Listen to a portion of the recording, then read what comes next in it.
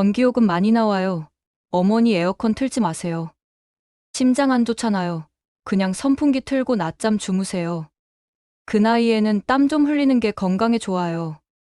그래, 전기요금 아깝다며?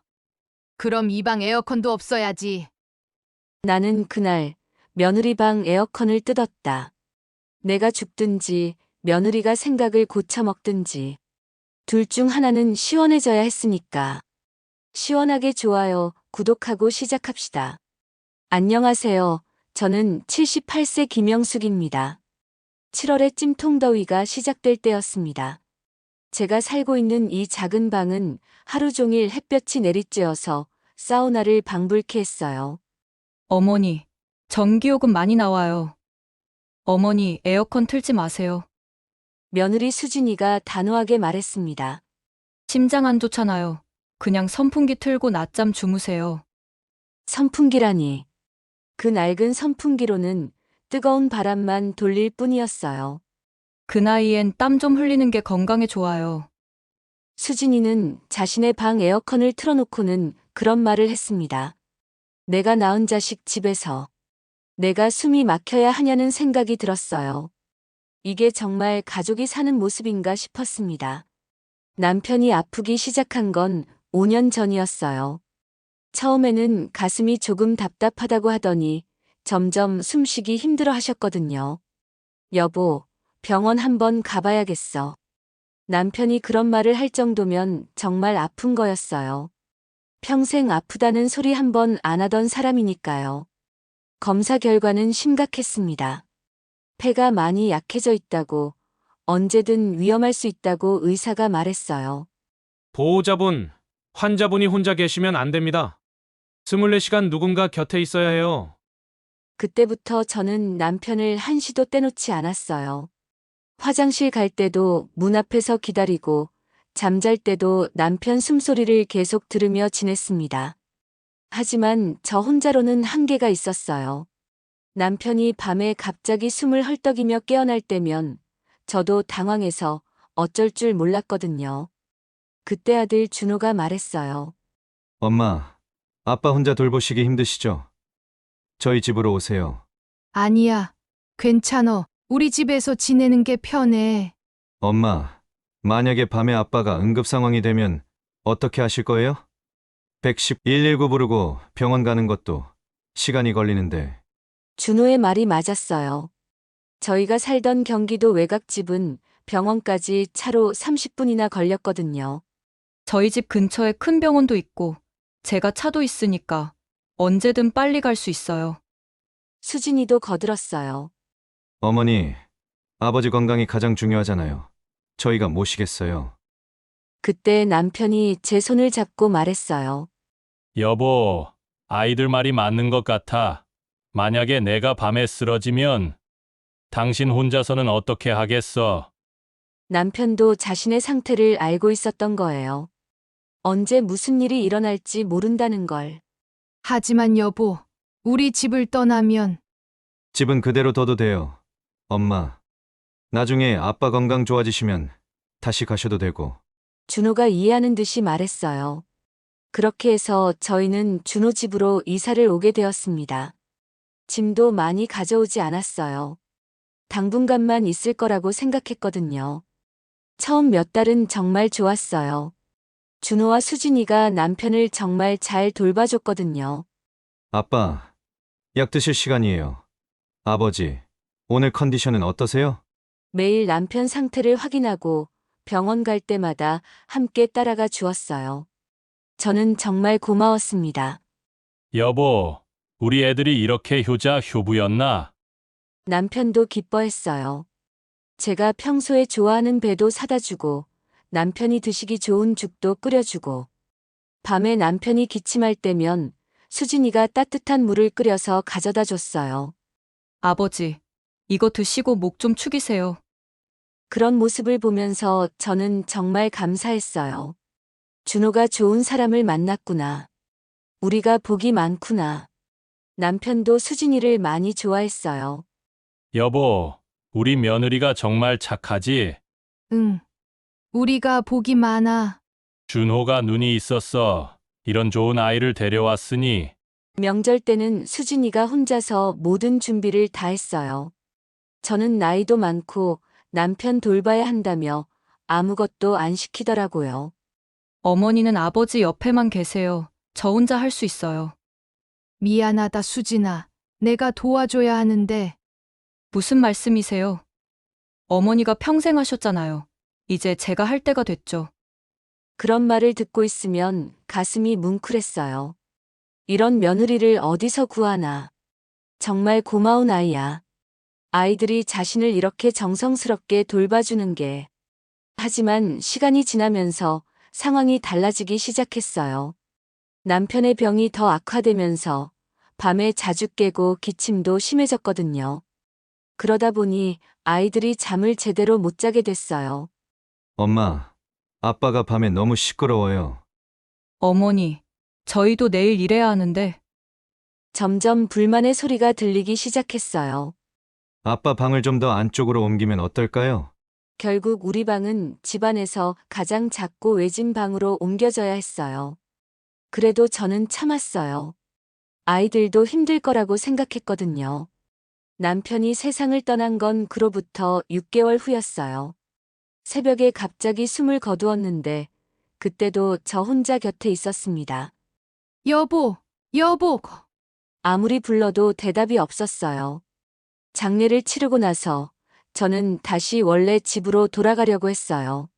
엄마, 그냥 여기 계세요. 준호가 만류했어요. 아니야. 이제 너희에게 패 끼치고 싶지 않아. 무슨 폐예요? 엄마 혼자 계시면 저희가 더 걱정돼요. 맞아요. 어머니, 이제 저희가 어머니를 모셔야죠. 수진이도 진심으로 말하는 것 같았어요. 엄마, 원래 집은 너무 크고 관리하기도 힘드실 텐데 여기서 편히 지내세요. 그때는 정말 고마웠어요. 남편을 잃고 홀로 된 저를 이렇게 챙겨주는 아이들이. 그럼 조금만 더 있을게. 아빠 보내드리고 혼자 계시면 허전하고 힘드실 거예요. 조금이 아니라 계속 계세요. 여기가 엄마 집이에요. 준호의 말에 저는 울컥했어요. 이런 효자효부를 둬서 얼마나 복인지. 준호가 원해도 며느리가 틀면 안 될 텐데. 하지만 지금 생각해보면 그때 내 집으로 갔었어야 했습니다. 그때는 몰랐어요. 이런 일을 당하게 될 거라는 걸. 엄마, 우리가 모실게요. 그 말이 진심이라고 믿었던 제가 바보였나 봅니다. 남편과 함께 처음 준호 집에 들어왔을 때 수진이가 정말 잘해줬어요. 어머니, 아버님, 뭐 드시고 싶은 거 있으시면 언제든 말씀하세요. 어머니가 좋아하시는 음식이 뭐예요? 제가 해드릴게요. 매일 삼시세끼를 챙겨주더라고요. 저는 원래 검소하게 먹는 편이라 대충 때우려고 했는데 수진이가 꼭 상을 차려서 가져다 줬어요. 어머니, 아버지 약 드실 시간이에요. 물도 같이 가져왔어요. 남편 약 챙기는 것도 빼먹지 않고 시간 맞춰서 가져다 줬죠. 저보다도 더 꼼꼼했어요. 아버지, 오늘 병원 가는 날이죠? 제가 같이 갈게요. 병원도 항상 함께 따라가 주었어요. 의사 선생님 말씀도 메모해 가면서 들었고 처방전 받아서 약국에서 약 받아오는 것까지 다 해줬습니다. 우리 수진이는 정말 다른 집 며느리들과는 달랐어요. 특히 남편 간병하는 걸 보면 친딸보다 더 잘해주는 것 같았어요. 아버지, 이불 덮으셨어요? 밤에 추우면 안 되는데. 아버지 드시고 싶은 거 있으시면 제가 사다 드릴게요. 아버지, 답답하시면 산책이라도 하실까요? 제가 부축해 드릴게요. 저는 수진이가 고마워서 눈물이 날 지경이었어요. 그리고 남편이 떠난 후 오랜 병수발에서 벗어난 아이들도 일상을 찾아가며 홀가분해 보였어요. 어머니는 걱정 마세요. 제가 다 알아서 할게요. 그런 수진이를 보면서 속으로 생각했어요. 아, 내가 며느리 복은 있나 보다. 친정 어머니가 자주 하시는 말이 있었거든요. 며느리 복 없으면 늙어서 고생한다고. 이 아이가 우리 집에 시집 와서 얼마나 다행인지. 동네 아주머니들한테도 자랑했어요. 우리 며느리가 시아버지 간병을 얼마나 잘하는지 몰라요. 요즘 며느리들이 그런 거 안 하잖아요. 정말 복 받으셨네요. 맞아요. 저도 깜짝 놀랐다니까요. 이번에 남편 아프고 알았어요. 웬만한 집 친딸보다 더 잘해요. 수진이가 장 보러 갈 때마다 제게 물어봤어요. 어머니, 뭐 필요한 거 있으세요? 같이 사올게요. 아니야. 나는 괜찮어. 아니에요. 말씀하세요. 어머니 좋아하시는 과일이라도 사올게요. 정말 세심했어요. 이런 착한 며느리가 긴 간병으로 점점 지쳐가는 모습을 보니 마음이 아팠는데 남편이 가고 나서 홀가분해 보이는 모습이 다행이라 생각하면서도 내가 짐이 되면 안 되겠다 다짐도 했어요. 그렇지만 남편이 떠나고 나서도 수진이는 변함없었어요. 어머니, 상 받으시기 힘드시죠? 제가 계속 해드릴게요. 어머니 혼자 드시면 쓸쓸하실 텐데, 저희랑 같이 드세요. 장례 치를 때도 수진이가 정말 많이 도와줬어요. 조문객들 응대하고 음식 준비하고 친딸처럼 발벗고 나서더라고요. 어머니, 너무 슬퍼하지 마세요. 아버지가 걱정하실 거예요. 그런 수진이를 보면서 생각했어요. 아, 내가 정말 며느리 복이 있구나. 이런 좋은 아이를 며느리로 둬서. 지금 생각해보면 그때 수진이의 친절함이 진심이었는지 아니면 다른 목적이 있었는지 의심스러워요. 하지만 그때는 정말 몰랐어요. 그 친절한 미소가 얼마나 갈지를. 어머니, 저희가 어머니를 평생 모실게요. 그 말을 진심으로 믿었던 제가 참 순진했나 봅니다.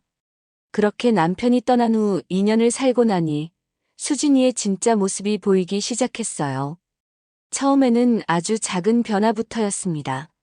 어머니, 전기요금이 얼마나 나오는지 아세요?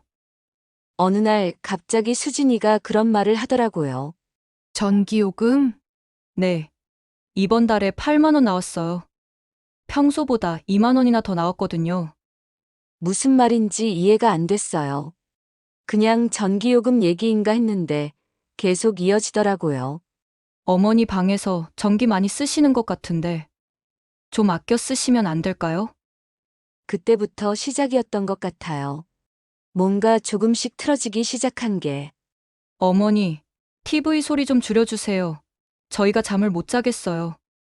어머니, 화장실 쓰시고 나서 꼼꼼히 치워주세요. 어머니, 전화 통화 좀 조용히 해주시면 안 될까요? 어머니, 발 뒤꿈치 좀 들고 걸어주실래요? 매일매일 뭔가 잔소리가 늘어났어요. 옛말에 며느리가 미우면 발 뒤꿈치도 밉다더니 내가 며느리 꼴인가.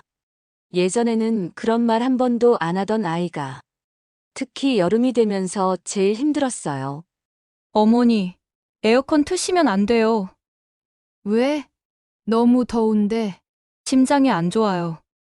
갑자기 찬바람 쐬시면 혈관이 수축돼서 위험해요. 그럴듯한 이유를 대더라고요. 하지만 정작 수진이 자신은 방에서 에어컨을 빵빵하게 틀고 있었어요. 수진아, 그럼 너는 괜찮은 거야? 저는 젊잖아요. 어머니는 나이도 많으시고 심장도 안 좋으시니까. 그런 말을 들으면 할 말이 없었어요. 제 건강을 걱정해서 하는 말인 것 같으니까. 하지만 점점 이상했어요. 제 방은 찜통더위인데 수진이 방에서는 시원한 바람 소리가 들렸거든요. 어머니, 창문 열어놓고 선풍기만 트세요.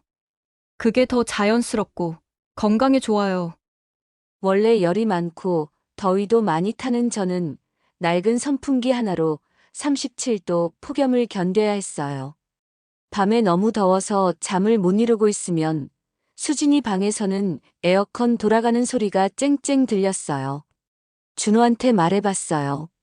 준호야, 내 방도 에어컨, 리모컨 좀. 엄마, 이 사람 말이 맞아요. 엄마 나이에 에어컨 바람 직접 쐬시면 진짜 위험해요. 아들도 며느리 편이었어요. 그럼 온도 조절해서 틀면 되잖아. 엄마, 몸에도 안 좋고 전기요금도 생각해보세요. 요즘 얼마나 비싼데 결국 저는 폭염 속에서 선풍기만 틀고 지내야 했어요. 어느 날은 더위에 지쳐서 몰래 에어컨을 틀었어요. 30분 정도만이라도. 어머니, 수진이가 벌컥 문을 열고 들어왔어요. 에어컨 왜 트셨어요? 말씀드렸잖아요. 너무 더워. 숨이 안 쉬어져서 조금만. 안 된다고 했잖아요. 어머니가 쓰러지시면 저희가 책임져야 하는데. 마치 제가 큰 잘못이라도 저지른 것처럼 야단을 쳤어요. 그러면서 자기는 밤새 에어컨을 틀고 잤죠. 음식도 점점 달라졌어요. 어머니, 나트륨 줄이셔야 해요. 혈압에 안 좋거든요. 예전에는 제가 좋아하는 짠지, 젓갈 같은 것도 사다 줬는데, 이제는 싱거운 것만 주더라고요. 어머니 나이에는 이런 게 좋아요. 정작 자기들은 맛있는 거 다 해먹으면서요. 저녁 준비할 때도 달라졌어요. 어머니, 설거지는 제가 할게요. 대신 어머니는 좀 일찍 들어가 계세요. 예전에는 함께 준비하고 함께 치웠는데, 이제는 저를 빼고 싶어 하는 것 같았어요. 아니야. 내가 도와줄게. 괜찮아요. 어머니가 하시면 더 힘들어요. 그렇게 점점 저를 소외시키기 시작했어요. 준호한테 이야기해봐도 소용없었어요. 엄마, 저 사람이 엄마 건강 생각해서 그러는 거예요. 아니야. 뭔가 달라졌어. 엄마가 예민해지신 거 아니에요? 아빠 돌아가시고 나서. 아들도 더 이상 예전의 준호가 아니었어요. 항상 바쁘다는 핑계로 집에 있는 시간도 줄었고, 있을 때도 며느리 편만 들었어요. 남편 병간호로 지쳐 내 건강에 예민한 것은 이해하는 부분이었지만, 이 삼복 더위에 심장 아파 죽기 전에 데쳐 죽을 것만 같았어요. 엄마, 수진이도 힘들어요. 엄마까지 모시고 있으니까. 모신다는 게 무슨 말이야? 내가 짐이야? 그런 뜻이 아니라 어쨌든 수진이가 고생하고 있으니까 이해해 주세요. 그때부터 느꼈어요. 이 집에서 제가 환영받지 않는다는 걸. 남편이 살아있을 때의 그 친절했던 며느리는 어디 갔을까요? 이제는 마치 저를 골칫거리 취급하는 것 같았어요. 2년이라는 시간이 지나면서 저는 점점 이 집의 걸림돌이 되어가고 있었습니다. 그렇게 가장 무더운 한 주가 시작되었습니다. 일기예보에서는 연일 37도를 넘나드는 폭염이 계속될 거라고 했어요. 저는 제 방에서 낡은 선풍기와 손부채 하나만 틀고 버텨야 했습니다. 아무리 부채질을 해봤자 뜨거운 바람만 푹푹 불었어요. 첫날은 그럭저럭 견뎠어요. 찬물로 자주 세수하고 젖은 수건을 목에 두르고 나름대로 더위를 식히려고 노력했죠. 둘째 날부터는 머리가 지끈거리기 시작했어요. 그래도 참았습니다. 수진이한테 또 잔소리 들을까 봐서요. 어머니, 많이 더우시죠? 그래도 선풍기가 몸에는 더 좋아요. 수진이는 시원한 에어컨 바람을 맞으며 그런 말을 했어요. 셋째 날 식은땀이 나기 시작했어요. 뭔가 몸이 이상하다는 걸 느꼈지만 그냥 나이 탓이겠거니 했죠. 어머니, 저녁 드세요. 고마워. 밥맛이 없었어요. 그냥 물만 계속 마셨는데 그 물마저도 몸에 좋다고 미지근했어요. 넷째 날 아침 일어나려고 했는데 어지러워서 비틀거렸어요. 침대 가장자리에 앉아서 한참을 기다렸는데도 어지러움이 가시지 않았어요. 화장실에 가려고 일어섰다가 그만 털썩 주저앉고 말았습니다. 어머니, 준호가 출근하려다가 제가 쓰러진 걸 발견했어요. 엄마, 괜찮으세요? 어디 아프세요? 어지러워. 머리가. 수진아, 어서 와봐. 수진이가 달려왔어요.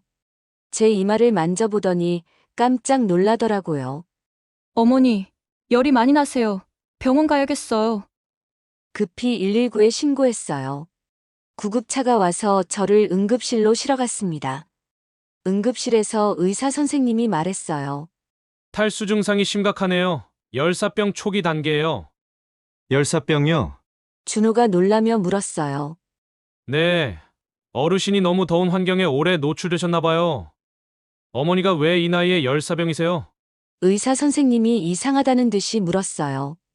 요즘 같은 폭염에는 바깥 활동 오래 하시면 절대 안 됩니다. 그리고 에어컨 없이도 힘들죠? 혹시 집에 에어컨 없으세요? 아, 네. 있는데, 준호가 대답을 제대로 못했어요. 어르신 연세를 생각하면 적정 온도로 에어컨을 틀어드려야 해요. 선풍기만으로는 한계가 있거든요. 그제서야 수진이가 어색하게 웃으며 말했어요. 어머니가 에어컨 바람을 싫어하셔서. 거짓말이었어요. 제가 언제 에어컨 바람을 싫어한다고 했나요? 그래도 이 정도 폭염에는 무조건 에어컨을 트셔야 해요. 자칫하면 생명이 위험할 수도 있어요. 의사 선생님이 심각하게 말했어요. 수액을 맞고 몇 시간 후에야 좀 나아졌어요. 집으로 돌아오니 수진이가 말했어요. 왜 그렇게 무리하셨어요? 더우시면 말씀하시지. 더웠다고 했잖아. 에어컨 틀어달라고는 안 하셨잖아요. 또 거짓말이었어요. 몇 번이나 말했는데 어머니, 앞으로는 정말 조심하세요. 저희가 얼마나 놀랐는지 몰라요. 내 건강은 안중에도 없고 걱정하는 척하면서 여전히 제 방 에어컨은 틀어주지 않았어요. 그날 밤 준호가 제 방에 들어왔어요. 엄마, 괜찮으세요? 응, 이제 좀 나아. 엄마, 다음부터는 정말 조심하세요. 나이 드시면 더위를 못 느끼는 경우가 있다고 하던데. 준호야, 네, 에어컨 좀 틀어줄 수 있을까? 잠시 침묵이 흘렀어요. 엄마, 의사 선생님이 뭐라고 하셨는지 알죠? 에어컨 바람을 직접 쐬시면 오히려 몸에 독이 될 수 있어요. 하지만 오늘 의사 선생님이 에어컨 틀어주라고. 적정 온도로 틀라고 했잖아요. 너무 차갑게 틀면 안 되고 엄마는 조절을 못 하시니까. 결국 또 거절당했어요. 그날 밤도 저는 찜통 같은 방에서 선풍기만 틀고 잤습니다. 아니, 잤다고 하기도 뭐한 게. 요즘 들어 밤에도 너무 더워 밤새 잠을 설치고 있어요. 응급실까지 갔다 왔는데도 아무것도 달라지지 않았어요. 오히려 수진이는 더 짜증스러워하는 것 같았어요. 병원비도 많이 나왔는데 앞으로는 정말 조심하세요. 마치 제가 일부러 아픈 것처럼 말하더라고요. 그때 깨달았어요. 이 사람들에게 저는 정말로 짐일 뿐이구나. 제 건강보다는 전기요금이 더 중요하고 제 목숨보다는 자신들의 편의가 더 소중한 사람들이구나. 그날 밤 저는 처음으로 생각했어요. 이 집을 떠나야겠다. 집으로 돌아가야겠다고 생각했습니다. 혼자여도 내 집이 편하구나 알게 되었습니다. 다음 날부터 아들 며느리에게 말하지 않고 조용히 짐 정리를 시작했어요. 옷가지부터 하나씩 챙기기 시작했죠. 내 집에 가면 에어컨도 마음껏 틀 수 있을 거야. 그 생각만으로도 마음이 한결 가벼워졌어요. 하지만 당장 떠날 수는 없었어요. 집도 정리해야 하고 이사 준비도 해야 했으니까요. 며칠 더 참아야 했습니다. 그래서 더위가 너무 심한 날에는 수진이가 외출했을 때 몰래 에어컨을 틀곤 했어요. 조금만, 30분만. 문을 잠그고 조심스럽게 에어컨을 틀었습니다. 그 시원한 바람이 얼마나 고마웠는지. 어느 날 오후 수진이가 일찍 집에 돌아왔어요. 어머니, 저 왔어요. 저는 깜짝 놀라서 급히 에어컨을 끄고 선풍기를 틀었어요. 응, 왔니? 수진이가 짐을 놓더니 갑자기 제 방으로 성큼성큼 걸어왔어요. 어머니, 왜? 에어컨 틀었죠? 아니야. 안 틀었어. 거짓말 마세요. 방이 이렇게 시원할 리가 없어요. 수진이가 벌컥 화를 내며 에어컨을 만져봤어요. 봐요. 아직 차갑잖아요. 방금 껐죠? 들켰구나 싶었지만 저도 억울했어요. 잠깐만 틀었어. 너무 더워서 정말 숨이 깔딱깔딱 넘어가는 것 같아서. 안 된다고 몇 번을 말씀드렸어요? 수진이가 소리를 지르더니 갑자기 나가더라고요. 그러더니 핸드폰을 들고 다시 왔어요. 전기 계량기 사진이었어요. 봐요, 여기. 수진이가 계량기를 보여주며 소리쳤어요. 오늘 전기 사용량이 평소보다 훨씬 많아요. 어머니가 몰래 에어컨 틀었죠? 이게 얼마인지 아세요? 하루에 에어컨 서너 시간만 틀어도 전기요금이 몇만 원씩 더 나온다고요.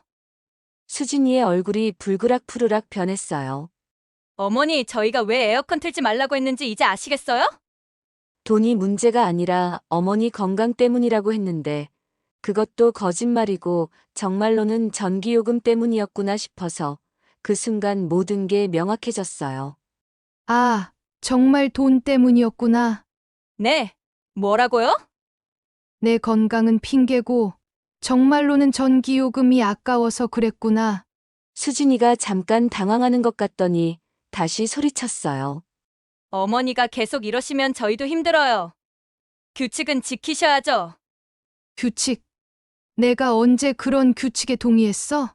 동이고 뭐고 이 집에서 사시려면 저희 말을 들으셔야죠? 그때 깨달았어요. 이곳은 정말로 제 집이 아니구나. 저는 여기서 손님도 가족도 아닌 그냥 골칫거리일 뿐이구나. 돈이 문제였다면 나한테 생활비 일부는 부담하라고 한다던가 얼마든지 다른 방법도 있었을 텐데 왜 나를 생각해 주는 것처럼 그렇게 말하고 일을 이렇게 만들었니? 알겠어. 앞으로 안 틀게. 정말요? 약속하세요. 응, 약속해. 수진이가 나간 후 저는 더욱 확신했어요. 하루빨리 이 집을 떠나야겠다고. 그날 밤 짐 정리를 더 서둘렀습니다. 하지만 이제 정말로 참을 수 없었거든요. 그날 밤 저는 점점 화가 치밀어 올랐어요. 전기요금이 아깝다고. 그럼 자기네 방 에어컨은 왜 밤새 틀고 자는 거야? 수진이가 전기 계량기까지 들고 와서 저를 다그치던 모습이 자꾸 떠올랐어요. 다음 날 준호가 출근하고 수진이가 장 보러 나간 사이 저는 결심했습니다. 서랍에서 드라이버를 꺼내 들고 아들 며느리 방으로 들어갔어요. 아무도 없는 방에서 윙윙거리며 돌아가고 있는 에어컨을 보니 더욱 화가 났습니다. 전기요금 아깝다며? 그럼 이건 왜 돌아가고 있나 보자. 저는 드라이버로 에어컨 커버를 열기 시작했어요. 손으로는 힘들었지만 분노가 힘을 주었습니다. 먼저 전원 플러그를 뽑고 에어컨 본체와 연결된 선들을 하나하나 뜯어냈어요. 이놈이 전기를 이렇게 많이 먹는구나. 그럼 안 되지. 실외기와 연결된 선도 끊어버렸습니다. 완전히 작동 불능 상태로 만들어버렸어요. 그러고 나서 에어컨 박스도 벽에서 떼어내려고 했지만 그건 너무 무거워서 포기했어요. 대신 선을 다 뜯어놔서 절대 쓸 수 없게 만들었죠. 그래. 오늘이 올 들어서 최고 기온이라고? 너희도 한 번은 겪어봐야지. 1시간 후 수진이가 돌아왔어요. 어머니, 저 왔어요. 저는 거실에서 태연하게 TV를 보고 있었어요. 수진이가 자기 방에 들어가더니 갑자기 비명을 질렀어요. 어머니, 이게 뭐예요? 뭐가? 에어컨이 왜 이렇게 됐어요? 수진이가 발광하며 제게 달려왔어요. 어머니가 했죠? 에어컨을 왜 망가뜨렸어요? 전기요금 아까우니까 내가 그렇게 말했잖아. 무슨 말씀이세요? 이게 얼마짜리인데? 그럼 내 에어컨은 왜 못 틀게 했어? 전기요금 때문이라며? 수진이가 할 말을 잃었어요. 어머니, 그건 어머니 건강 때문에. 또 그 소리니? 거짓말 하지 마. 어제 전기 계량기 사진까지 들고 와서 뭐라고 했어? 나도 너 건강 때문이야. 건강해라 아가. 제가 정색하며 말했어요. 이 집의 전기요금 계산은 이제부터 내가 한다. 뭐라고요? 너희들이 전기요금 걱정하면서 나한테만 못 쓰게 하니까 아예 공평하게 하자는 거야. 수진이가 어쩔 줄 몰라 했어요. 어머니, 이건 너무하세요. 제 에어컨인데. 내가 전기요금 다 낼 테니까 걱정 마. 대신 내 방 에어컨도 마음껏 틀겠어. 어머니! 싫으면 내가 전기요금 따로 내든지. 수진이가 울상을 지으며 전화를 걸었어요. 준호에게였죠. 여보, 집에 당장 와봐. 어머니가. 준호가 급히 집에 돌아왔어요. 엄마, 이게 뭐예요? 왜 우리 방 에어컨을? 전기요금 아까우니까 너희들이 그렇게 말했잖아. 엄마, 그건 엄마 건강 때문에. 거짓말 하지 마라. 어제 수진이가 뭐라고 했는지 너도 알잖아. 준호가 난감한 표정을 지었어요. 나 니들이랑은 더 이상은 못 살아. 엄마, 진짜 못 살겠어. 이게 사람 사는 거야? 제 목소리가 떨렸어요. 그동안 참았던 모든 감정이 한꺼번에 터져 나왔습니다. 매일매일 눈치 보고 전기 한 번 쓰는 것도 허락받고 물 한 모금 마시는 것도 계산하고 이게 가족이야? 준호와 수진이가 말없이 서 있었어요. 너희들 눈에 나는 뭐야? 돈 먹는 하마야? 전기 도둑이야? 엄마. 그런 게 아니라, 그런 게 아니라고? 그럼 뭐야? 나는 노인이야. 이 나이 먹고 더위에 쓰러져 응급실까지 갔는데 그래도 에어컨 하나 못 틀게 하는 게 자식이야? 수진이가 눈물을 글썽이며 말했어요. 어머니, 저희도. 너희도 뭐? 힘들다고? 그럼 처음부터 왜 같이 살자고 했어? 남편 간병할 때는 좋은 며느리 행세하더니 이제 귀찮아졌다는 거야? 도대체 무슨 꿍꿍이야? 그 말에 수진이가 울음을 터뜨렸어요. 어머니, 저희가 잘못했어요. 앞으로는 앞으로는 없어. 나 우리 집에 갈 거야. 엄마, 준호가 깜짝 놀라며 말했어요. 어디, 갈 데가 있다고. 내 집 있어. 원래 우리 집 말이야. 그 집은 너무 크고 관리하기 힘드실 텐데. 아무리 힘들어도 여기보다는 낫겠지. 거기선 적어도 내가 주인이니까. 준호와 수진이가 서로 눈치를 봤어요. 엄마, 성급하게 결정하지 마세요. 다시 얘기해봐요. 무슨 얘기? 나는 이미 결정했어. 엄마, 정말 가실 거예요? 그래. 내일 당장 못 가도 일주일 안으로는 갈 거야. 그날 밤 저는 짐을 마저 쌌어요. 이제 정말로 떠날 시간이었습니다. 더 이상 이 집에서 눈치 보며 살고 싶지 않았어요. 혼자 살더라도 적어도 제 집에서는 자유롭게 살 수 있을 테니까요. 일주일 후 저는 정말로 그 집을 떠났습니다. 준호와 수진이가 마지막까지 만류했지만 제 결심은 변하지 않았어요. 엄마, 정말 가실 거예요? 응. 이미 이사 트럭도 불렀어. 혼자 사시기 힘드실 텐데. 힘들어도 여기보다는 나을 거야. 원래 살던 집으로 돌아왔을 때의 그 해방감이란 여보, 나 집에 왔어. 텅 빈 집에서 남편한테 인사를 했어요. 비록 혼자였지만 이곳이 진짜 제 집이라는 느낌이 들었습니다. 가장 먼저 한 일은 에어컨을 틀어놓는 것이었어요. 아, 시원해라. 아무도 눈치 볼 필요 없이 마음껏 시원한 바람을 쐴 수 있다는 게 이렇게 행복할 줄 몰랐어요. 그 후로 준호와 수진이가 몇 번 찾아왔지만 저는 문을 열어주지 않았어요. 엄마, 문 열어주세요. 사과드릴게요. 이제 와서 사과는 무슨... 더 이상 할 말이 없었어요. 지금은 혼자 살고 있습니다. 외롭긴 하지만 자유로워요. 에어컨도 마음껏 틀고 전기요금 걱정도 안 하고 아무도 제게 잔소리하지 않아요. 가끔 이웃들이 안부를 물어보면 대답해요. 혼자 사시기 힘드시겠어요. 아니에요. 혼자가 더 편해요. 정말 그래요.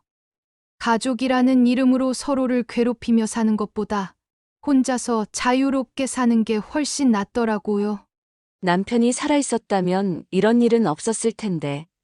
하지만 이제 와서 후회해봐야 소용없죠. 78살에 새로 시작하는 혼자만의 인생. 어려울 줄 알았는데 생각보다 나쁘지 않습니다. 적어도 여기서는 제가 주인이니까요. 그리고 무엇보다 에어컨을 마음껏 틀 수 있다는 게 이렇게 소중한 자유일 줄 몰랐어요.